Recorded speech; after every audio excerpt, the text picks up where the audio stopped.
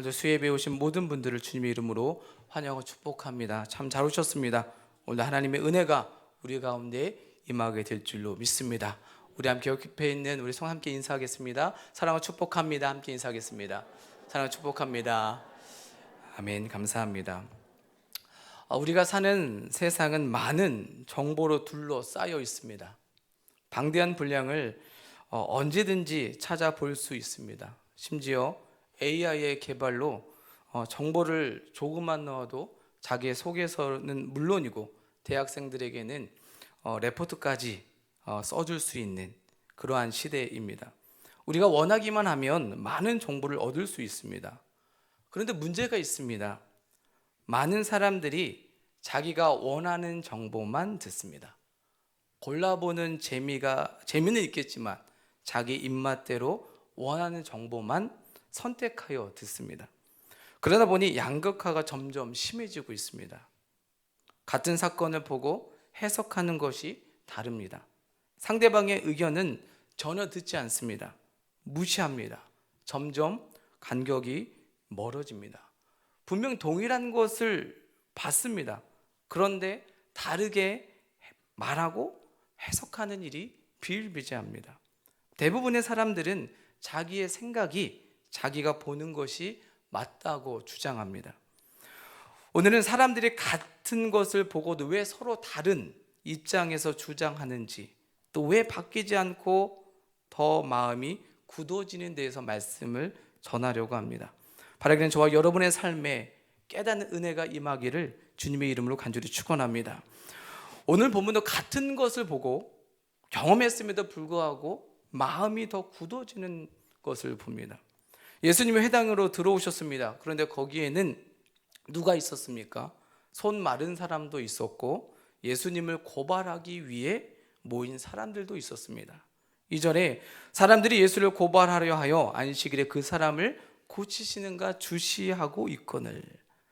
사람들은 한 가지만 보고 있었습니다. 안식일에 사람을 고치시는가, 그것만 주시하고 있었습니다. 그런데 예수님께서는 사람들을 의식하지 않고 손 마른 사람을 고쳤습니다. 이유는 간단했습니다. 4절 말씀에 안식일에 선을 행하는 것과 생명을 구하는 것이 옳기 때문이었습니다. 문제는 예수님을 고발하려고 했던 이들의 마음입니다. 처음 마음은 예수님을 고발하는 것입니다. 그런데 예수님께서 손 마른 사람을 고치신 것을 보자 그들의 마음은 고발을 넘어 더 과격해졌습니다. 6절에 바리새인들이 나가서 곧 헤롯 왕과 함께 어떻게 하여 예수를 죽일까 의논하니라. 그들의 행동은 처음보다 더 과격해졌죠.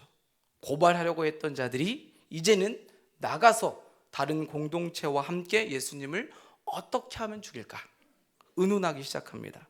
분명히 그들은 예수님께서 선을 행하시는 것, 병자를 고치시는 것을 보았음에도 불구하고 말입니다.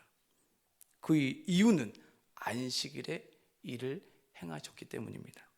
여러분, 그들의 생각에 바뀌지 않고 더 강력하게 반대의 입장에 서게 된 이유가 무엇일까요? 예수님께서 행하신 일은 생명을 구하는 일입니다. 선을 행하는 일입니다. 그리고 예수님께서도 회당에 모인 사람들에게 선을 행하는 것과 생명을 구하는 것, 그것 어느 것이 더 중요하는지, 이것이 더 중요하다고 가르치셨습니다. 그런데 왜 이들은 같은 것을 보고 이렇게 완고한 입장에 서서 예수님을 죽이려고 하는 걸까요? 왜 이들의 마음이 바뀌지 않고 오히려 더 단단하게 굳은 마음이 되었을까요? 여러분, 이 문제를 어떻게 해결할 수 있을까요? 우리의 삶에서도 오늘 본문과 같은 일들이 일어납니다. 같은 것을 봅니다. 그런데 서로 다르게 판단합니다. 그리고 모두 동일하게 하는 말이 있습니다. 나는 틀리지 않았어. 나는 정확해. 나는 팩트, 사실만을 가지고 이야기해. 모두가 본인이 본 것이 정확하다고 말합니다. 그렇게 보면 틀린 사람은 아무도 없지요. 틀린 사람이 없으니 대화에는 논쟁과 다툼만 있을 뿐입니다. 여러분은 여러분이 보는 것이 모두 정확하다고 믿으십니까? 여러분의 뇌를 믿으십니까?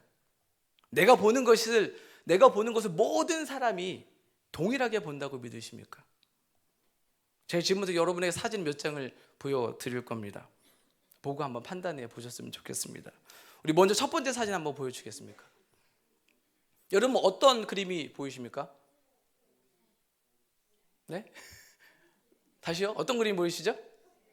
토끼, 네, 새, 네, 오리가 보이실 겁니다. 그렇죠? 여러분이 왼쪽에서부터 보면은 오리가 보입니다. 근데 오른쪽에서부터는 뭐가 보여요? 토끼가 보입니다. 하지만 두 개 다 보이시죠? 그죠? 왼쪽에서 보냐 오른쪽에서 보냐 차이가 있습니다. 다음 사진 볼까요? 그럼 뭐 어떤 사진 보이십니까? 예, 사람이랑 이렇게 얼굴을 마주 보는 게 보이시죠? 그리고 또 한 가지는 가운데만 보시면 흰색만 보면 뭐가 보이셔요? 예, 꽃병이 보일 겁니다. 그래서 이것까지는 내가 가운데 흰색을 집중해서 보느냐 양쪽에 검은 것을 보느냐에 따라서 달릴 뿐 모두 동일하게 보이죠. 그죠? 이게 두 가지 혹시 안 보이는 분 있으십니까? 예, 넘기지 마시고요. 네, 두 가지가 모두 보일 거예요. 다음부터 제가 이제 색깔을 물어볼 텐데 여러분들이 그 색깔을 대답해 주시면 됩니다. 예, 보여주세요.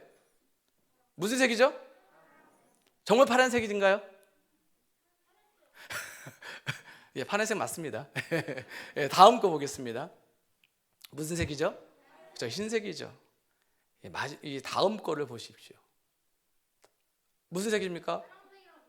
네, 또요? 하얀색이랑 금색. 아직 보내죠. 아직 넘기지 마세요. 네. 다시 한번 물어보겠습니다. 여러분 이 사진에 나는 하얀색이랑 금색 또는 갈색으로 보인다. 손 들어주세요. 하얀색이나 금색. 그러니까 하얀색이나 금색이 보인다. 줄무늬. 네. 든 손 내리시고 그 다음에 나는 파란색이랑 검정색이 보인다. 손 들어주세요. 이거 말고 혹시 보이시는 분이 있나요? 다른 색? 없지요? 대부분 흰색이나 금색 아니면 검정색 아니면 청색이 보일 겁니다. 그렇죠? 다른 색이 보입니까? 안 보일 거예요. 그죠? 우리는 같은 거를 보고 있는데요. 다르게 봅니다. 저도 흰색이랑 금색이 보여요. 네. 이상하게 저를 쳐다보고 계시죠? 근데 지금 보니까 저희 교회는 많은 사람들이 검정색과 청색이 보이는 것 같아요. 그렇죠? 왜 이런 현상이 일어날까? 이거를 이제 해답을 드리려면은 많은 시간들이 걸리겠죠. 문제는 이게 색깔이 뭘로 보이냐 이걸 여러분에 말씀드리고 싶은 것은 아닙니다. 뭐냐면 과연 우리가 눈에 보이는 것이 정말 맞을까? 제가 보여드린 이 드레스는요, 약 몇 년 전에 미국에서 이 SNS에 통해서 되게 논란이 되었던 이 사진입니다. 많은 사람들이 두 가지 중에 하나를 봐요. 흰색과 금색 또는 청색과 그러니까 파란색과 검정색이죠. 그래서 어떤 학자가 파스칼이라는 학자가 한 10,000명 이상의 피험자를 모집해가지고 2년간 연구를 합니다. 도대체 이게 무슨 일일까? 왜 이러한 현상이 일어날까를 보면서 그 패턴을 찾았습니다. 뭐냐면 여러분에게도 이것이 공감되는지는 모르겠습니다. 그분이 찾은 것은 이겁니다. 먼저 평소에 노르스름한 인공 조명에 익숙한 사람, 대개 실내에서 또는 밤에 일하는 사람일수록 드레스를 파란색과 검정색으로 본다고 합니다. 이는 그들의 뇌가 무의식적으로 시각 정보를 처리하는 과정에서 드레스가 인공 조명을 받고 있다는 것을 가정해서 노란색을 스스로 제거해 버리는 겁니다. 그래서 파란색과 검정색으로 보는 거예요. 반대로 자연광 아래에서 많은 시간을 보낸 사람, 낮에 일하는 사람, 아니면 야외나 창문과 가까이서 일하는 사람은 파란색을 덜어내고 흰색과 금색으로 인식하는 경향을 보였다고 합니다. 그리고 여기서 우리가 주목해야 할 것은 두 집단 모두 드레스 색깔의 모호함을 느끼지 않았다는 사실이에요. 모두가 청색, 검정색 또는 흰색, 금색을 보았다는 것이죠. 하나만 더 보겠습니다. 예, 다음 거 보여주세요. 예, 여러분 이건 뭘로 보이십니까? 딸기가 무슨 색으로 보이십니까? 빨간색 맞습니까? 정말 빨간색인가요? 다음 사진 보여주시겠어요? 예, 빨간색이 아니라 회색이 보여 정상입니다. 그렇죠? 대부분은 빨간색으로 보였을 거예요. 저 역시도 빨간색으로 보였습니다. 왜냐하면 여러분 그 이유 잠깐 말씀드릴게요. 저도 아무리 봐도 저거 보면 빨간색으로 보여요. 근데 원래 색깔은 회색입니다. 오른쪽에 보시면 가운데 딸기 색깔에서 회색 계열이 보이죠? 왜냐하면 우리의 뇌는요, 이미 딸기는 무슨 색? 빨간색으로 인식하고 있는 거예요. 그래서 어떠한 빛이 들어와도 딸기는 빨간색이야. 그게 내가 인식하고 다른 빛이 들어와도 어떻게 해요? 제거해 버리는 거예요. 그러면서 빨간색으로 인식하게끔 하는 것입니다. 여러분 다시 질문하겠습니다. 여러분이 보는 것이 진실되다고 믿으십니까? 여러분의 뇌를 믿으십니까? 네, 못 믿겠죠. 혼란스러우시죠. 지금 제가 보여드리는 사진을 통해 내릴 수 있는 결론은 무엇이겠습니까? 학자들이 내린 결론은 이것입니다. 우리의 뇌는 새로운 정보를 마주치면 자신도 모르게 과거의 경험을 토대로 모호함을 해소한다. 진실보다는 과거의 경험으로 판단하고 그것이 옳다고 확신하게 만든다. 그러니까 우리의 과거가 어떠냐에 따라서 우리가 보는 것이 달라질 수 있다는 겁니다. 그러니까 대부분의 사람들이 보고 판단하는 것은 내가 과거 경험을 토대로 판단해서 옳다고 확신하는 것을 우리에게 주는 것입니다. 내가 만나는 상황의 진실보다는 과거의 경험으로 판단되는 것이지요. 그럼 이 논리를 오늘 본문을 보면 어떻게 볼 수가 있을까요? 많은 사람들이 안식일을 지켜야 한다는 율법을 갖고 있었고 지키고 있었습니다. 오랜 시간 동안 지켜왔던 율법입니다. 그런데 한 사람이 나타납니다. 그들이 보기에는 사람이죠. 근데 그가 새로운 정보를 그들에게 보여주기 시작합니다. 예수님의 제자들은 관습대로 금식하지 않았고요, 안식일에 하지 말아야 할 행동, 즉 이삭을 잘랐습니다. 심지어 예수님은 안식일에 회당에서 손 마른 자를 고치셨습니다. 그들에게 이런 새로운 정보가 들어온 것입니다. 새로운 정보가 들어오면 어떻게 한다고 그랬죠? 그들의 과거의 경험에 비춰서 판단한다고 하지 않았습니까? 근데 그들의 과거의 경험은 뭐예요? 안식일은 지켜야 돼요. 범하지 말아야 돼요. 그러니까 새로운 강요가 들어와도 그것이 그들의 눈에 보이지 않는 것입니다. 그럼 뭐만 보여요? 안식일에 지키지 않았던 모습만 그들의 눈에 보였던 겁니다. 그래서 예수님을 고발할 것에서 멈추지 않고 더 줄일 방도까지 찾았던 것입니다. 사랑하는 성도 여러분, 오해하지 말고 들으시기를 바랍니다. 저는 성경 말씀을 심리학적으로 과학적으로 설명해 드리려고 하는 것은 아닙니다. 설교를 준비하면서 그들의 생각을 바꾸는 방법이란 책을 읽게 되었습니다. 이 책을 읽게 된 이유는 이단에 빠진 사람은 어떻게 하면 그들을 거기서 끌어낼 수 있을까를 찾다가 이 책을 선택한 것입니다. 처음에 보여드렸던 사진과 설명이 역시 이 책에서 나왔던 내용입니다. 제가 책을 읽고 오늘 본문의 말씀 묵상하며 내린 결론이 있습니다. 인간은 너무 연약하구나. 정말로 연약한 존재구나. 눈으로 보는 것조차 정확하지 않구나. 같은 것을 보고도 서로 다르게 보고 판단하는데 내가 보고 듣고 말하는 것이 정확하다, 사실이다, 틀림이 없다 라고 과연 말할 수 있을까? 이런 말을 자신 있게 과연 할 수 있을까? 정말 인간은 너무나 연약한 존재구나. 저는 이것을 깨달았던 것입니다. 여러분, 우리가 우리의 연약함을 인정하지 않기 때문에 이런 여러 문제들이 우리의 삶에 나타난 것이 아니겠습니까? 자기가 옳다는 주장은 자신의 경험에서 나온 건데 말입니다. 서로 다른 경험으로 판단하니 다툼이 일어나는 것이 아니겠습니까? 자기의 연약함을 인정하지 않는 것은 교만입니다. 교만 그 자체입니다. 그래서 새로운 정보가 들어와도, 새로운 말씀이 들어와도 듣지 않고 계속해서 과거에만 머무는 것입니다. 겸손하게 받아들이고 바꾸어야 하는데 교만이 바뀌지 않는 굳은 마음을 유지시키고 있는 것입니다. 사랑하는 성도 여러분, 자기 주장, 자기 생각만 앞세우는 교만을 내려놓기를 바랍니다. 자신의 연약함을 인정하기를 바랍니다. 내 눈으로 보아도 들어도 그것이 내 기준에, 내 판단에 나오는 것이라면, 내 과거 경험에서 나오는 것이라면 당당하게 내려놓을 수 있는 겸손이 있기를 주님의 이름으로 간절히 축원합니다. 여러분 보십시오. 우리 눈이, 우리의 뇌가 명확하지 않는 정보를 주는 것을 지금 우리가 직접 경험하지 않으셨습니까? 같은 것을 보고도 다르게 보았습니다. 얼마나 인간이 연약합니까? 이런데 내 주장만 할 수 있겠습니까? 그럼 우리는 어떻게 해야 하겠습니까? 답은 하나님께 있음을 믿으시길 주님의 간절히 축원합니다. 사도 바울은 인간의 연약함과 하나님의 위대하심을 비교합니다. 고린도전서 1장 25절에 하나님의 어리석음이 사람보다 지혜롭고 하나님의 약하심이 사람보다 강하니라. 사랑하는 성도 여러분, 자신의 연약함을 인정하십시오. 그리고 하나님 앞에서 우리가 지혜롭지 못함을 인정하십시오. 내가 옳다고 주장하는 것이 아닐 수 있음을 깨달으십시오. 바라기는 저와 여러분의 삶이 인본주의적인 것이 아니라 신본주의, 오직 하나님 중심으로 살아야 하는 존재임을 깨닫기를 주님의 이름으로 간절히 축원합니다. 그렇다면 우리는 굳은 마음, 이 완고한 마음을 어떻게 바꿀 수 있을까요? 어떻게 하면 바뀌지 않는 마음을 부드러운 마음으로 변화시켜서 하나님 중심의 삶을 살 수 있을까요?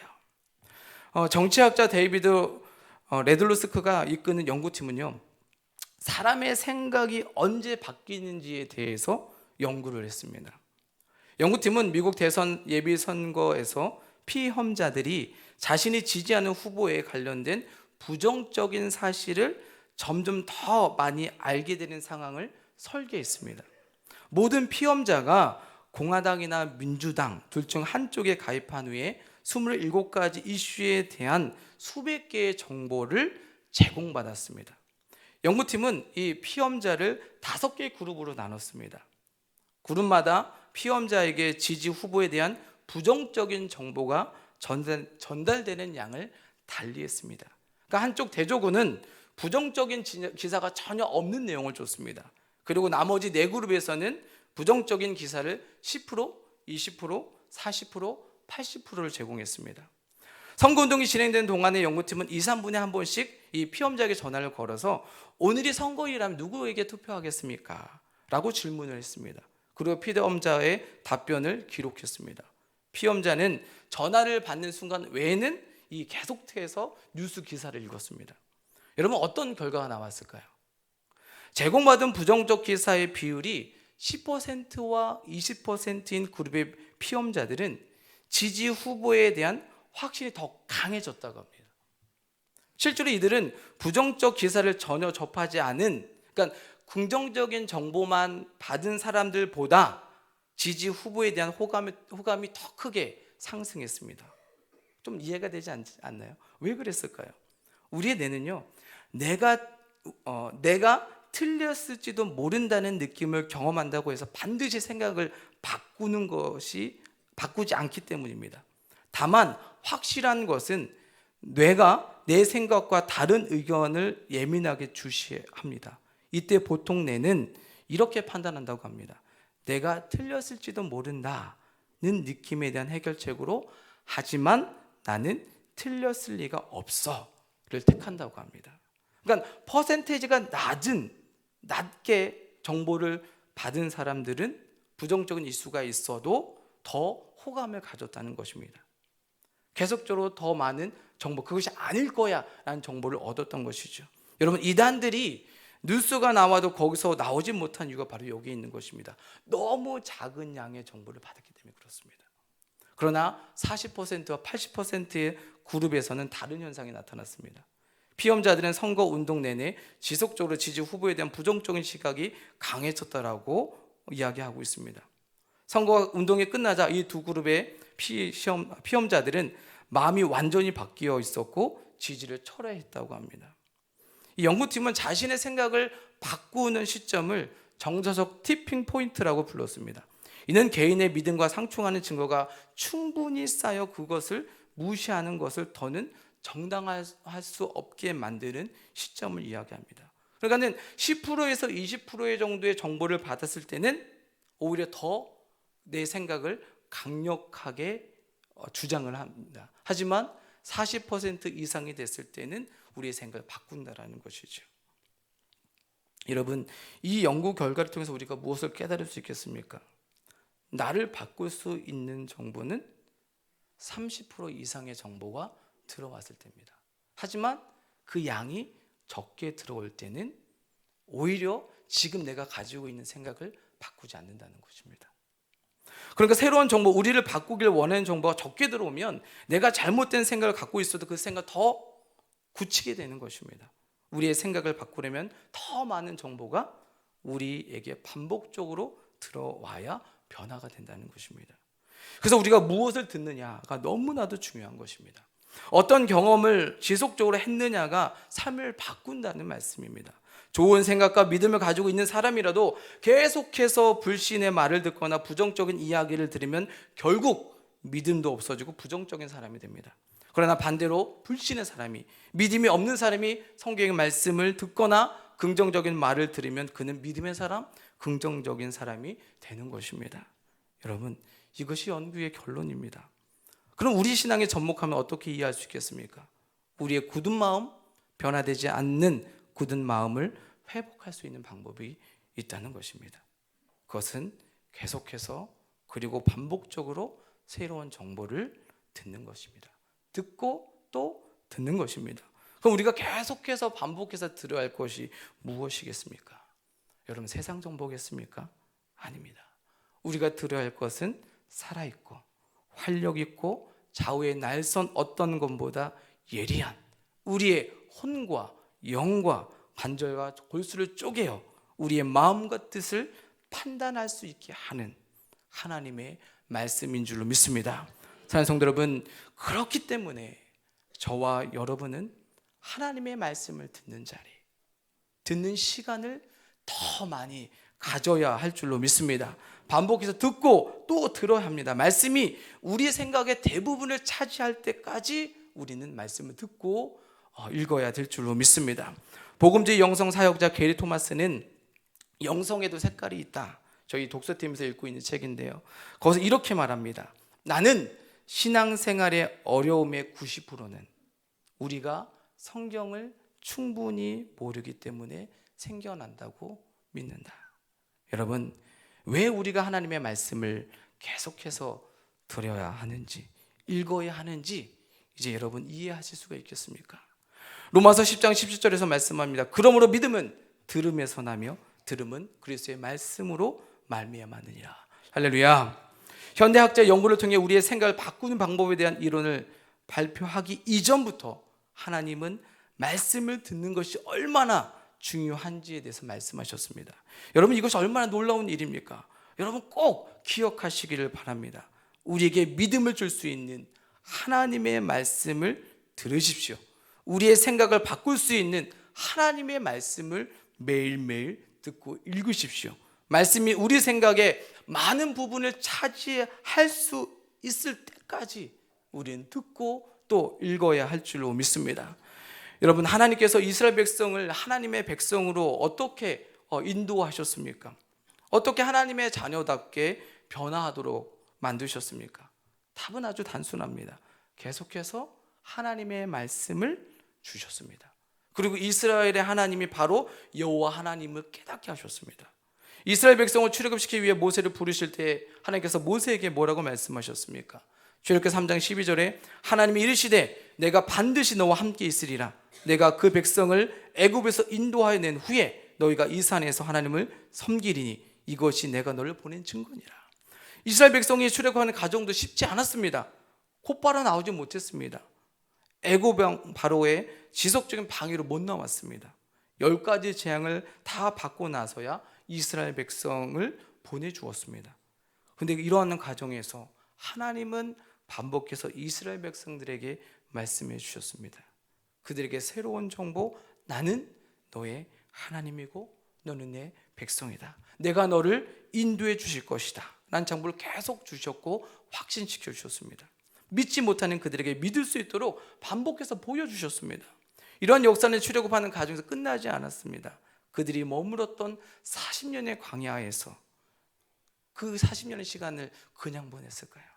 40년 동안 그들은 하나님의 말씀을 계속해서 들었습니다. 하나님의 자녀가 되는 하나님의 말씀이 그들의 생각에 가득 채우는 시간이었습니다. 그리고 가나안 땅을 하나씩 하나씩 정복해가는 과정 속에서도 나는 내 하나님이다, 너의 말씀을 지켜 행하라 라는 말씀을 계속 반복해 주셨습니다. 나는 내 하나님이다. 두려워하지 말라. 내가 너와 함께하겠다. 내가 내게 명령한 계명을 지켜 행하라. 그리하면 살리라. 이 말씀을 계속 반복해서 그들에게 주셨던 말씀입니다. 모세를 이어 이스라엘 백성을 이끌어갈 여호수아에게 어떤 말씀을 주셨습니까? 여호수아 1장 8절에 이 율법책을 내 입에서 떠나지 말게 하며 주의를 그것을 묵상하여 그 안에 기록된 대로 다 지켜 행하라. 그리하면 내 길이 평탄하게 될 것이요 내가 형통하리라. 말씀이 우리 입에서 귀에서 떠나지 말게 해야 합니다. 왜 그렇습니까? 말씀이 우리를 평탄한 길로 형통한 길로 인도해 주시기 때문인 줄로 믿습니다. 말씀을 들어야 잘못된 길에서 돌아설 수 있기 때문입니다. 말씀을 들어야 하나님의 뜻에 맞게 살 수 있기 때문입니다. 말씀이 우리의 굳은 마음을 바꿀 수 있기 때문인 줄로 믿습니다.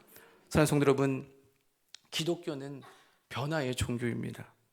굳은 마음을 바꾸는 것, 그동안 잘못된 생각, 또 잘못된 삶, 행동을 바꾸는 것에 우리는 익숙해야 합니다. 기독교인이 하지 말아야 할 말 중에 하나는 나 원래 그래, 나는 안 바뀌어, 바뀌지 않아 입니다. 하나님은 연약한 우리가 말씀으로 우리의 생각을 내려놓고 변화되기를 원하고 계신다는 말씀입니다. 고린도후서 5장 10절에 이렇게 말씀합니다. 그런즉 누구든지 그리스도 안에 있으면 새로운 피조물이라. 이전 것은 지나갔으니 보라 새 것이 되었도다. 바울은 우리가 그리스도 안에 있을 때 새로운 피조물로 변화되었고 계속해서 변화된 삶을 유지한다고 말씀합니다. 마지막에 보라 새 것이 되었도다 해서 이 되었도다의 동사를 보면 완료형입니다. 완료형은 과거에 이루어진 사실이 현재에도 그 효력이 계속 유지되고 있음을 보십니다. 계속 우리는 새로운 피조물로 살아가야 된다는 것입니다. 이와 마찬가지로 로마서 12장 2절에서도 너희는 이 세대를 본받지만 오직 마음을 새롭게 함으로 변화를 받으라고 말씀합니다. 오직 마음을 새롭게 함으로 변화를 받으라는 말씀을 원문의 뉘앙스 살려 다시 번역한다면 그러나 너희 마음 혹은 생각하는 방식을 새롭게 함으로 계속해서 변화를 받으라가 됩니다. 그러니까 마음과 생각을 새롭게 계속해서 변화를 받으라는 말씀입니다. 무엇이 우리의 마음과 생각을 바꿀 수 있겠습니까? 여러분, 살아있는 하나님의 말씀인 줄로 믿습니다. 바라기는 하나님 말씀이 저와 여러분의 삶을 새롭게 변화시키는 능력이 계속 일어나기를 주님의 이름으로 간절히 축원합니다. 사랑하는 성도 여러분, 우린 연약합니다. 우리가 가진 생각은 명확하지 않습니다. 실수투성이고 맞다고 믿고 행동한 행동들이 나중에 보면 잘못된 행동인 적도 있습니다. 그렇게 우리에게는 하나님이 필요합니다. 하나님의 말씀이 필요합니다. 하나님의 말씀이 없으면 우리는 잘못된 길과 잘못된 선택을 할 수밖에 없는 존재입니다. 우리의 삶과 우리의 믿음이 하나님 보시기에 올바른 선택을 하기 위해서는 우리가 늘 하나님의 말씀을 가까이 하며 듣는 것인 줄로 믿습니다. 하나님 말씀이 우리 인생의 답인 것입니다. 예배를 통해서 반복적으로 하나님의 말씀을 들어야 우리의 잘못된 생각, 즉 굳은 마음이 바뀌게 될 줄로 믿습니다. 여러분, 중요한 것은 적당히 들어서는 안 됩니다. 여러분, 언제까지 적당히 들으시겠습니까? 적당히 들으면 아까도 말씀드렸지만 10%에서 20%의 적당한 말씀들 우리는 바뀌지 않습니다. 더 우리의 완고한 굳은 마음은 더 굳어질 수밖에 없습니다. 그럼 여러분 어떻게 하시겠습니까? 계속해서 적당히 이 정도면 돼, 이 정도면 됐어 라며 신앙생활 하시겠습니까? 이제 그만 적당히 듣는 생활에서 벗어나기를 주님의 이름으로 간절히 축원합니다. 매일 정말 하나님의 말씀과 가까이 하시기를 바랍니다. 다른 드라마나 뉴스나 세상 이야기거리로 머릿속을 가득 채우지 마시고 이제는 하나님의 말씀으로 가득 채우시기를 바랍니다. 말씀으로 가득 채울 때에 우리는 하나님의 뜻과 같은 생각과 행동을 하게 될 줄로 믿습니다. 바라기는 저 여러분 모두가 하나님의 말씀, 살아있는 하나님의 말씀이 우리 안에 가득 차서 우리 안에 굳어있는 마음이 이제는 부드러운 마음으로 변화되는 놀라운 역사를 경험하시기를 예수 그리스도의 이름으로 간절히 축원합니다. 기도하겠습니다.